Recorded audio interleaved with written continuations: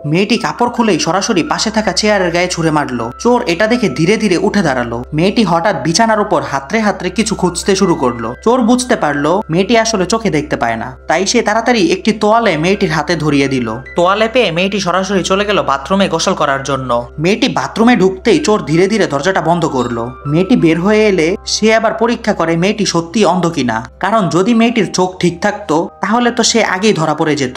তারপর চোর মেয়েটির পিছু পিছু উপরতলা থেকে নিচতলা পর্যন্ত অনুসরণ করতে লাগলো। সে শুধু দেখে মেয়েটির চলাফেরায় কোনো ভুল আছে কিনা, কিন্তু মেয়েটি খুবই সতর্কভাবে ধীরে ধীরে নেমে সোফায় গিয়ে বসলো। মেয়েটি বিশ্রাম নেয় আর চোর সামনে দাঁড়িয়ে ধীরে সুস্থে তাকে পর্যবেক্ষণ করতে লাগলো। মেয়েটি এক গ্লাস পানি খেলো, তারপর মেয়ের পেটটা খুব অস্বস্তি লাগলো। চোর ভাবলো মেয়েটি হয়তো অসুস্থ হয়ে পড়েছে। মেয়েটিকে অনুসরণ করে বাথরুমের দরজার কাছে এলো। ঠিক তখনই মেয়েটি দরজা বন্ধ করতে যাচ্ছিল, তবে চোর পাশ থেকে দরজাটা আটকে রাখলো। অবশেষে ছেলেটির খুবই খারাপ পরিস্থিতির মুখোমুখি হতে হয়। চোর সাথে সাথে বমি বমি ভাব করলো, মুখ চেপে ধরে দৌড়ে উপরতলায় উঠে গেল।